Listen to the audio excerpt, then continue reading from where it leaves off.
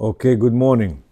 So we're continuing on page 301, Garden of Peace. We're on chapter 12, the end of chapter 12. The caption is going to be lies. But before we continue, just a little, by the way, if you can put the Zoom, that would be great. So one of the couples that was, helping, so he tells me, it's not possible that if you're not going to be able to talk to her, how's she going to change, this and that. I showed him that, it's much possible, and he, mamash, swears by it. And she actually texted me last week that she says, wow, for the first time in 11 or 12 years, my husband made me feel like he really cares about me. Like he really, respects me and whatever. Meaning, she showed him, he showed her, took 2-3 months to work on, slowly, yeah. And interesting enough, interesting enough,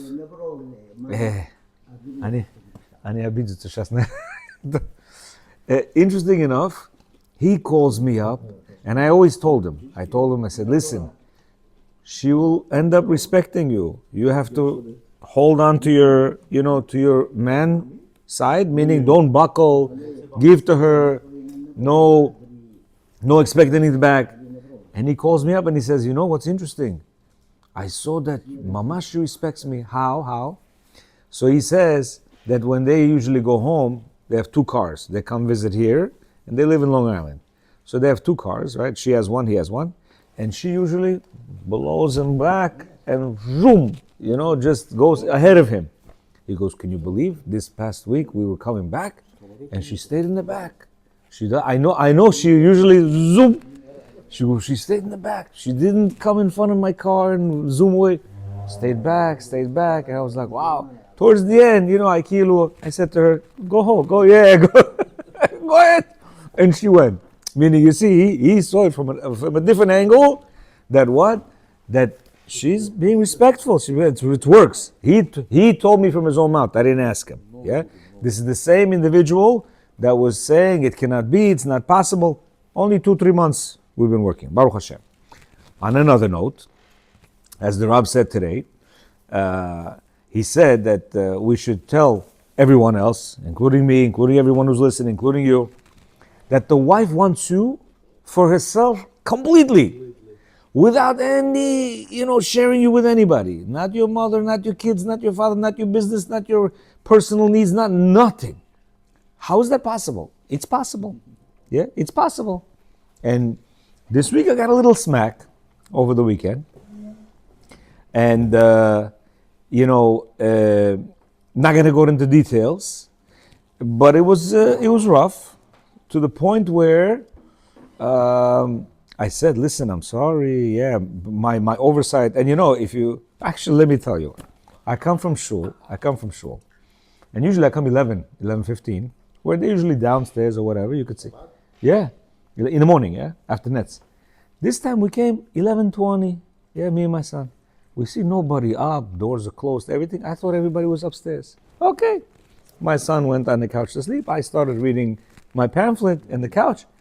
As I started reading, and I probably went to the 7th heaven, talking to Hashem and whatever, I really blacked out. 11:45, I hear somebody coming from the outside of the back. And the wife is furious. What happened? She caught me off guard. I said, oh, you up? She goes, yeah, I've been up for a while. I go, oh, I thought you were sleeping. I said, no. Why didn't you check in the back? I said, what do you mean? I thought you were sleeping upstairs. And I didn't want to disturb, whatever. Because it does happen. No. Because I didn't go and check on the side and say, hi, good morning, how are you? Maybe cover that. She got very upset. At the point that they were much upset. It's not like, oh, okay, you made a mistake. Yeah, no problem. Which is the normal thing that a person should do, is what? To let it go. Why you think? But it was to the point that I said, okay. I got up. I started helping with the table.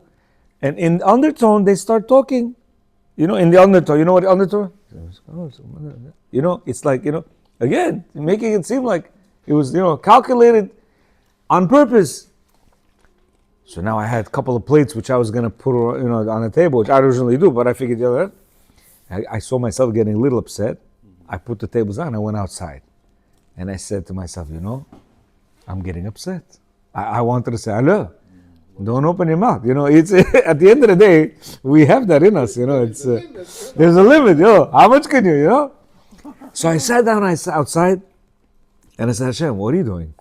Why you what's this? What's going on here? Why am I getting this? And after a couple of minutes of thought, I said, I got you, Hashem. Calculated way, He put me in a situation.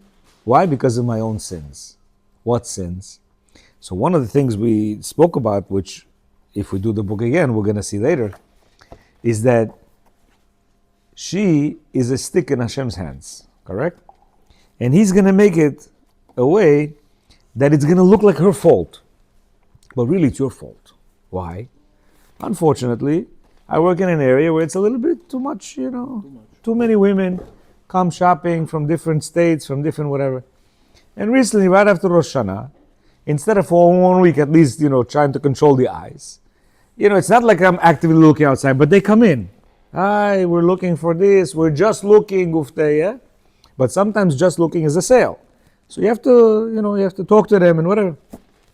And these three, Yemach Shemam, they came not dressed particularly, And imagine the showcase is about like this, like this long, So they're standing in front of you, and what would you like? We're just looking, maybe a ring, maybe this.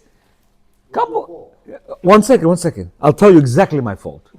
A man has to be honest with himself. I carried a little bit too much conversation with them. Now, listen, sometimes the conversation too much leads to a sale, but you never know. In this case, I should have said to Hashem, this sale I don't need. And just went over there and did my own stuff. It's not like they were actively asking me what they want to see. They said, we're just looking. Meaning, Kiulu, we just walk around and we go. So this little bit extra conversation and a couple times the eyes dip down below the head, Hashem says, okay, no problem. No problem, Johnny Akish. You think you want a freebie? Okay. And this freebie cost me. Why? Because later on, He set up such a situation. Because this whole thing, it's not like I came and I was asleep. I used to come before, I used to check in the back, I used to go, but that was at 11 o'clock, yeah? But this time I figured I'm early, and the doors used to be open in the front, at least the metal door. Meaning, if a person is a little bit with a brain, he's going to see, Hashem calculated this whole thing to such an extent that I was at zero fault in the wife situation, yeah? Why? I didn't find any faults. You were telling Yeah. what's going on. I found a fault. What's the fault? Hopa.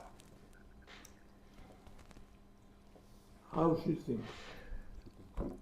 He decided that she is upstairs sleeping. But He decided. she does that once in a while, Rabbi. It's not like she never does. She does You it. decided. Okay. She said, well, if he so much care for me, he cannot go upstairs. But I- from there on out. But I used to. To go upstairs. Yeah. Did you get it? And then she used to be bothered, right? Because, I'm sleeping. Why are you waking me up, Kilo? decided on your own that I'm sleep upstairs and you allow yourself to sleep on the couch. למה לא חיפשת אותי? While I'm outside. Wait, yeah, you see his guy's like, what am I supposed to do? Search after me. Search after me. I want to see action. Yeah, it's you see, this is working on yourself. See, we think working on ourselves is not arguing with the wife. No, we passed that stage. Now it's now you got to be a man. How? You came in. You usually check. Don't do no assumptions. Yeah, you came early. Go check. What's gonna take? But I was really tired. Listen, it's 4:15, 4:20, getting up in the morning. I was calculating that if I get up at 4:15, let's say 4:30. 5:30, 6:30, 7:30, 8:30, 9:30. At 10:30, I'm already up 6 hours of the day. That's usually 6 to 10 hours of the day is a person's day, usually. Yeah? 9 to 5 if they get up 6, whatever. I'm already half the... So, sometimes, I don't care. And she knows that. I don't care. I'm first, and I need you to come. But, it was really my fault. Besides that, I didn't check. If I were you, Yeah, yeah. I tell him, I'm not going to pray next anymore. Oh, Rabbi, don't do that. What? You know what she's gonna say? Maladets. Stay with me. Yeah, Rabbi, don't say that. I'm not there yet. I'm not there yet. I'm not there yet. Because they're sleeping anyway. They're sleeping. That's what you want. What Hashem wants. Yes. You're getting tired. No, I'm good. I'm good. I'm good. I'm good. It's every day. Huh? That's what we're supposed to say. Yes. Yeah.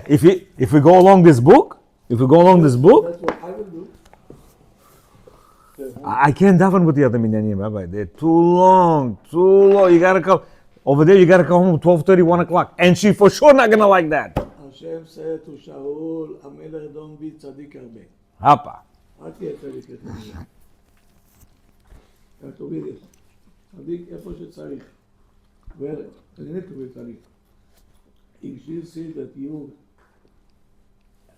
giving up on this one and that one, you say you want to stay with me, then you can do whatever you want.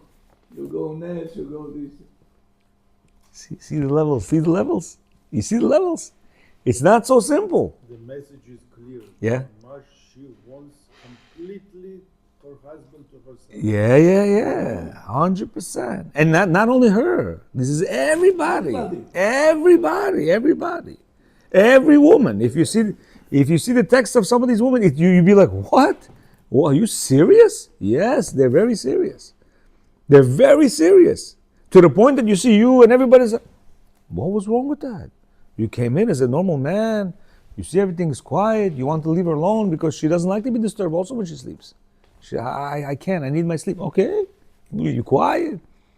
Oh, I was outside. You didn't take a look. You see, but this was all set up. I saw, beautiful. I saw that Hashem set me up nicely, you know. Why? Because it was my fault at the end of the day.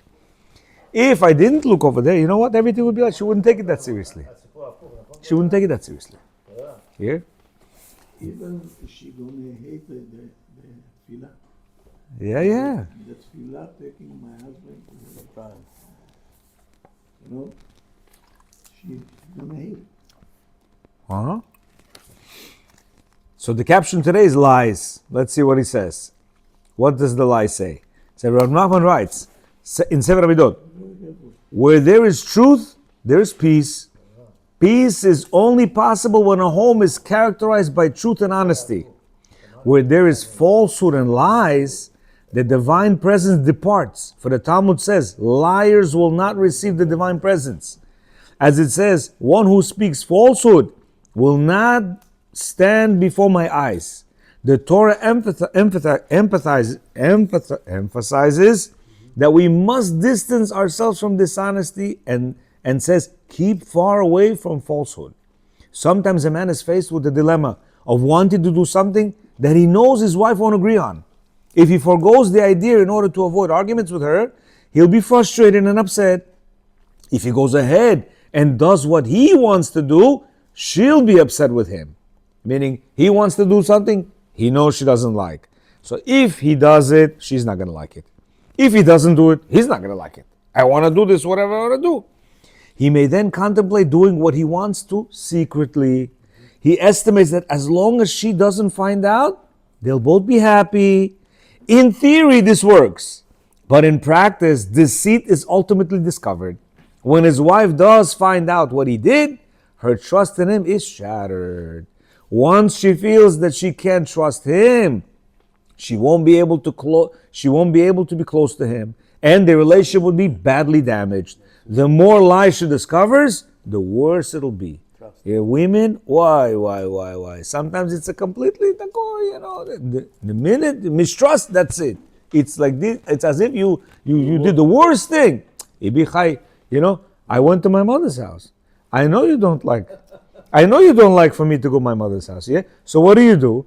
You don't tell her about the mother, right? You tell her, yeah, I'm a little bit held up in the office. Meanwhile, you went for an hour there. Oh. Yeah. So look. So look. You said it. It's a white lie. You didn't go to a girlfriend, right? You went to your mom, right? And then she finds out And then she says, he's a liar. She doesn't look like she knows she doesn't like this idea. She doesn't look like you did it in order to, no. You a liar. And therefore you could lie about anything and everything. She's going to make it equal that you lie about everything. Now every time you say I'm in the office, the office. Now you're really in the office. In her mind, you know what's going to be? Office equals mom. That's it. So the minute you lie about that, now I'm in the office. In her, it's a trigger. He's in the mom's house. EB, I'm in the office. You understand? He says, he may have thought that he was justified in lying to her, relying on the rabbinical permit of deviating from the facts for the sake of peace. Exactly what you just said. But this is a mistake. This permission was only granted for complex situations where selective truth adds to maintaining the peace. One is not permitted to tell outright lie in order to avoid getting into trouble with others. Don't do anything wrong and you won't get into trouble. He says lying is when you maintain the peace, right? But in this case, it's no maintaining the peace. If she finds out, it will actually make things very bad. So he says, don't get in there. Don't get into a lie like that, even though it's a white lie. Sometimes, even if you know, she knows your hours 9 to 7 or 9 to 6.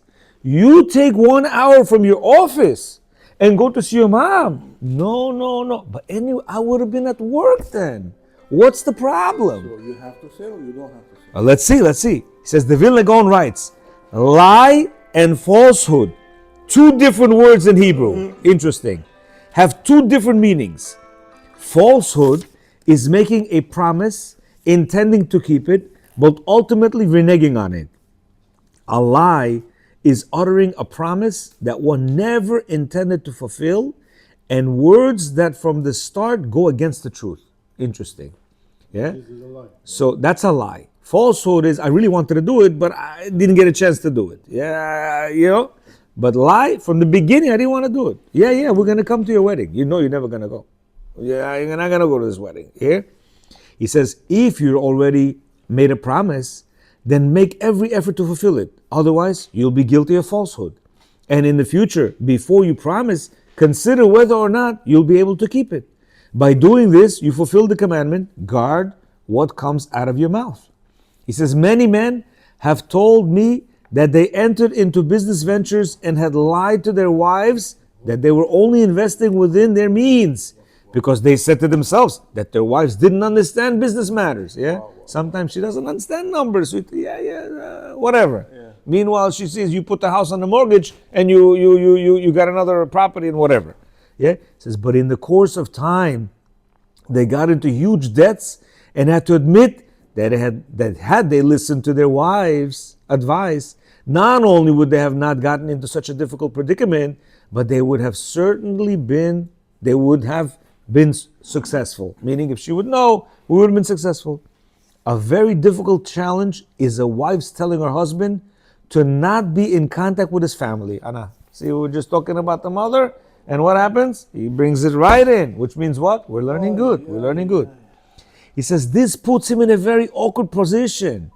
On the one hand, he wants to live in peace with his wife. On the other hand, he wants to honor his parents. Visiting his parents, I didn't even know that when I was saying that. Visiting his parents behind his wife's back will only deepen the problem. He must try to clarify the reason that she doesn't want him to visit or talk to them. It's quite possible that this is his fault because he has been telling his parents about everything that happens in their home. You hear? This is not their business. What happens in their home is private between him and his wife. His exposing her privacy angers and insults her, especially when he tells his parents know what's going on behind the closed doors. No wonder that she wants him to stop talking to them. Now, what happens with our situation is our problems are probably a long time ago it happened. Now we don't do these kind of things, but what do they equate? Same thing that you did 20 years ago, you're doing it right now, but it's not. With two different, mindsets. We didn't know before, but as far as they're concerned, what? It's equal, and therefore I don't want you to go there. A wife can't bear meddling in-laws, just as she can't bear comments and criticisms from her husband. Mamash equal. Yeah? Nobody likes to feel like they're under a microscope. If a wife sees that when her husband's return from his parents, his attitude towards her worsens, then she's positive that they've been bad-mouthing her.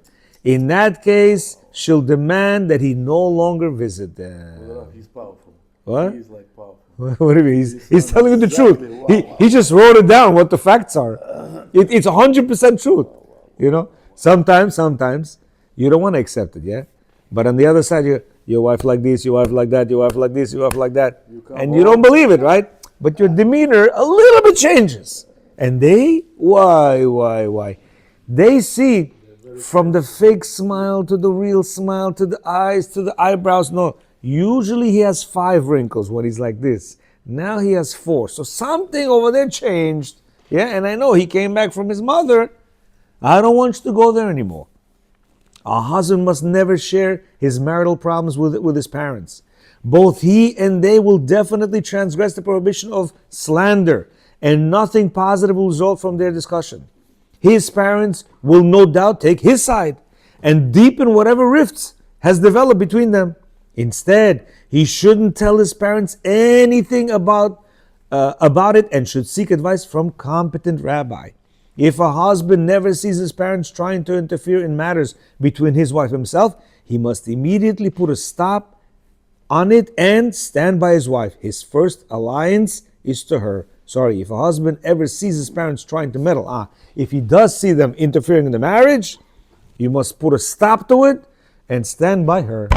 Unfortunately, what we did for years, Ktoti Takaya, who are you? You know, as the older, there's thousands of wives, but only one mother and father. Yeah, we got ourselves into trouble. Back then in the days, we got ourselves into trouble. He says, no, your first alliance is with her. When it's forbidden to lie, the evil inclination encourages us to do so. When it's a mitzvah to hide the truth, he encourages us to be zealous and tell the truth. Right? It's the opposite. Right? Sometimes we say the truth to the wives in their faces about some things that we don't like. Yeah. So he says, here you gotta lie. Yeah, I say, delicious. No, it's not delicious. It's like this, like that. Yeah?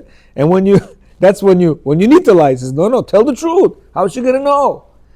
Yeah, whenever a husband returns from a visit with his family, he should say that they convey their warmest regards, even though in reality, they may not have said anything.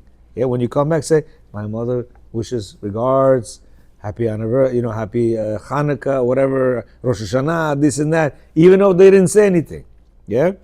He says, a husband should praise his wife to his parents, even if he exaggerates. By doing so, he emulates Aaron, the high priest, who would strive to bridge dissension and enhance people's love from one another.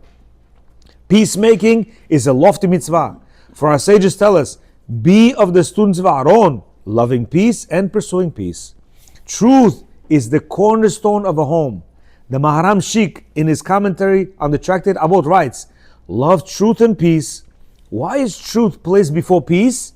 Because peace is impossible if there is no truth. When there is truth, then there is peace. Rav Nachman writes in the Sefer Amidot that truth redeems one from all sorrows. Yeah, so he says you got to be truthful. This situation with the parents is very, very sensitive issue. Extremely. Very sensitive. Extremely. Extremely. Parents, Parents, visiting the the parents mom, and this and that. Experienced one on this Double Shabbat. My wife is a very good person, and she respects parents. Everything is good, but there was a comment made like, why we have to always invite mom for Shabbat? Why your brothers don't invite for Shabbat? I say, how can I influence my brothers? I don't know why. I cannot influence them. I'm doing it as a chesed. I want to invite mom so she doesn't feel lonely. She doesn't understand this. So so that they can hear, because you can't hear clearly. So he's saying this parent thing is very sticky, right? And he has 3 brothers, him and 2 other brothers, and he invites the mother every Shabbat. So he's asking that the wife said, why you have to invite your mother every Shabbat? Why don't your brothers invite her? Yeah, invite her. So he says, listen, I'm doing chesed, I can't influence my brothers. If they don't invite, what can I say? But I don't want my mother to be alone, so I call her. She doesn't have a husband, she's alone, she's elderly, way in her 70s, no? Even 80? 81. Or 81, why? And the wife doesn't understand. The wife doesn't understand. I'll let the rabbi answer that. I don't know. Yeah, please. I mean, he's saying, what should he do? Well, what should he do in a case like this? He can't leave the mother 81 years old by her, by herself all the time. And then the wives get upset. No, It's not a competition between am I the number one for you or not? No. She is saying, why your brothers are not invited? Okay, so my brother don't have the to respect their parents. Thank God that we have the zechut. And since she is already old, it's better for us to get a lot of brachot from such an old lady.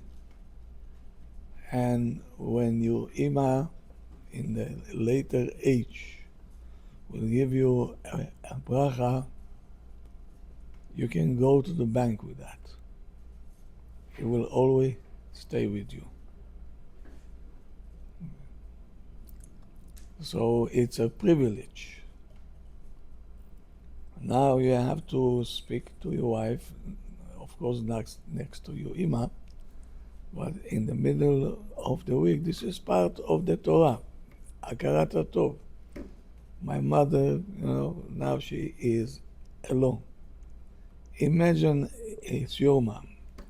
Would you leave her just like that? Never.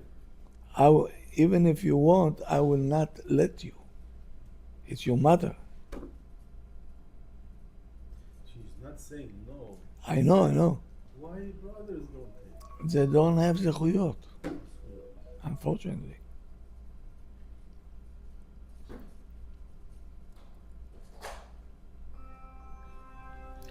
It's a zechut. It's a zechut. it's not easy. I can understand you, Mr. Akilov. It's not easy. And you know what? They don't care for zechuyot. Yeah. I don't want the zechut. Let them get the zechut. It's tough. It's tough. But I think no. It's tough. But I think part of this thing is a little bit more infusion of care. Yeah, because she somewhere there behind. But I be honest with you, the doctor wasn't here when I said this, so we had 10 minutes of things that were going on, and part of the fact that happened to me on Saturday is because I also stopped a little bit lacking on my, how are you, this and that, because holidays, this and that, everything goes, but they don't see that. They don't see that it's a holiday. You had a half day Thursday and a half day whatever. I didn't take her out on Thursday night. Why? Because it was a fast and it was like, whatever. Meaning these are all compounded things that created the situation. So a lot of times we think we're good. We're not so good. We have to maintain. And in your case, now that you know that you're gonna have the mother more, double the influence of care. If she's staying all the time, Yeah. she cannot handle it. Yeah, I hear. And we have to listen to that. And maybe you have to call the brothers and say, Johnny Akesh, I'll take 3 weeks, you take at least 1 week. But for the chinuch, one day you're going to be old also. Yeah. Explain that.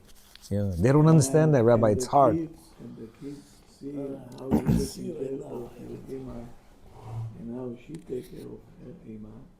So they will understand that this is something that And the funny thing is, Rabbi, that at the end, after you speak, she admits, she says, you know what I want? I want you to be on my side. I want you to take my side and say yes. That's what she wants. Meaning after you explain what? At the end, all of the explanations, what Rabbi said, Right. when she says, I want this to stop, Yeah. I want you to support me. Oh yeah. They all say that.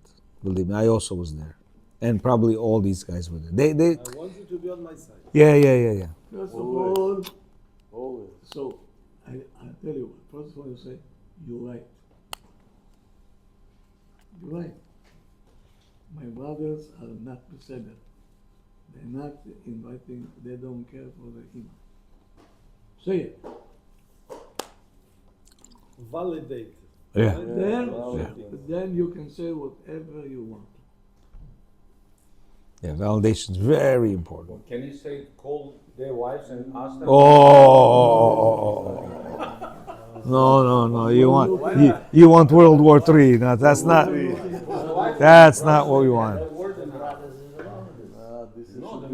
That's not what we want. Interesting. So this is. Can they speak? He cannot speak. No one can speak. If the brothers not do that at all, right, and he doing it all the time. Maybe wives want it. How do you know? I'll tell you this much. Why not? My brothers and my sister are always telling them, I'm jealous of you. I don't have the zuchiyot that you have. Right? Rabbi says to them, Yeah. You have the privilege to take care of him. Because they're in Israel. Rabbi's here. If I were there, I don't need nobody. I'm going to take her to my house and entertain her all day long. At least this I can do. Also, you can It's consult. very painful, You have consult Very Rabbi, painful. no brother. you know, that she is there alone, you know. My brother is already 81 years old. The brother. Yeah, Oh wow. yeah. And he's going for shopping, sitting with her. I'm there. Yeah. We see it as a privilege, you know. I told him, get any brachot that you can get. Tell Ima to bless Mm. you. You should have seen by the 100 years when we made a party in Israel, Mekubalim came. Mhm. Mekubalim. Kaka, next mother, please give us a bracha. I said, you should give us. I said, no. I said, you don't understand. How many people live until 100? Yeah. And not many. And then the mind is in place. Yeah. and my mom, she cannot stop. She keeps blessing. Why? blessing. Why? What a privilege. It's a test. You take, like the Rav said, you be positive. You say, yes, I agree with you. Yes, absolutely. That's shame. Your kids, put the kids on the mat. Everything will come by that. We have actually one page to go. So let's just do this page, yeah. One page to go. Final thing he writes is self-correction. He says self-correction is our greatest and most challenging obligation in life. Beautiful. If we put the whole book in ETA, self-correction. We're busy trying to correct everybody else. We want to correct the wife, we want to correct the kids, we want to correct everybody else. But you know what the most important thing is? Self-correction. By improving our character, we merit a good life both in this world and in the next. Marital peace and success in raising our children when we self-correct. We said it over there, I think yesterday, the day before, right? We had we said the kids are exactly like the father. If they're balagan, why? The father's balagan. 100%. So therefore, if he self-corrects himself, this man, this father, the kids will look at him and say, wow, I gotta fix myself. Here, and same thing with the wife. It says throughout the Talmud and the Zohar, our sages that emphasize the importance of character improvement. Our sages say, when a spirit of man is pleased with a person, the spirit of Hashem is pleased with him. Our sages equate anger with idolatry, arrogance with denial of Hashem's existence. They teach that the traits of humility and modesty invoke the divine spirit to rest on a person. Yeah, when a person is humble and he's modest, Hashem rests his the divine right presence. Because Eliyahu the prophet of blessed memory said, the Torah can only be expounded by someone who isn't stern, meaning like this. And Humble. yeah, and two, will not reveal himself except to someone who is stern. Who is one who merits the world to come? He who is humble. You hear? One who's like this, Yarageh, I don't want to move from my heta. Says, sorry, it's going to be very difficult with you. In the book Tana de Eliyahu, Elijah the prophet, Eliyahu Navi, teaches a golden rule for how a man should conduct himself with his family. He says, coming from the mouth of Eliyahu, the rule is tantamount to a divine directive. He says, be lowly and humble to all men, and to the members of your family, more than any man. Why? You hear what he says? He says, be humble to your children. What does that mean? How do you... Or what, they're going to walk on me? No, people... I'm not going to be... You want me to be a rag in front of my kids? No, we're misunderstanding the whole thing. Do you know that a tyrant father, the kids are not afraid of him? They're afraid of him right now when there's, 1 year old, 5 years old, 10 years old. But after that, they're going to come into your face and they're going to mop you like you don't know what. You hear? But a humble father, what does humble mean? Chas v'shalom, Moshe Rabbeinu was the most humble of all. Yeah, David HaMelech was humble as well. These were the pristine leaders of our nation, of the world. You understand? What, Moshe Rabbeinu was a mop? Chas v'shalom. Hashem wouldn't talk to a mop. It's he knows how to show his leadership through being humble. That's a character trait which you have to learn through reading the books and to try to, understand how that is possible. Anyone who says, "No, I don't want to be a mop," he doesn't know what he's saying. He doesn't have an idea of what it means to be a humble person, to be a mop, to be a leader, has no idea.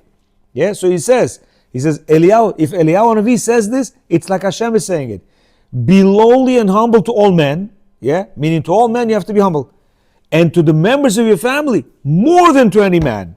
We are told, be lowly and humble to all men, which means to bear insult without retaliation and listen when others rebuke you. And we are to do this in an even greater extent with our wives. Why?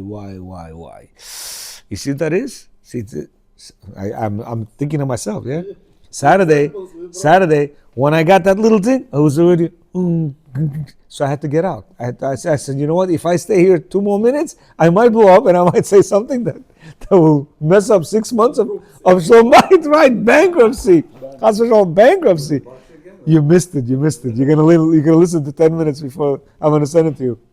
Here, what it said, be humble. But that's such a how do you say it? Yeah, but you know what it's an attack? Because I'm not humble. But if you're humble, yes, oh yeah, you're right. I should have. How could I have done that? No, I wanted to prove my point that what? But I thought you were upstairs. And what do you mean? Okay, I can make a mistake. You see what I'm saying? There's a big difference between, yes, sweetie, you're right. How could I have done that? Why? Yeah, but I win. This way, when I confront, I don't win. I think I win, but what happens? I don't win. I have a relationship that's standing on the scale doing like this. It's got to be always on my side. Here. So it has to sit well in our mind when we want to agree to something. And if it doesn't, we try to prove points. Good. But here it says, don't need to sit well. To be humble. Exactly. Do you know, we think that when the kids do something, no. They're much more afraid when you don't say anything. When you don't overreact, oh my gosh, why my father, You know what I'm saying? Because when you're going crazy, anybody could scream. it's when you take it with you know, and later on nicely you come, Johnny Dadesh, you know, you did something like this, like that. It was very, you know, it upset me. I want to raise you. They're gonna understand it in a completely, and especially if you do it constantly, they're gonna have that yira. You know, it says what? Fear Hashem. What does it mean, fear Hashem? Doesn't mean you gotta be no. It's this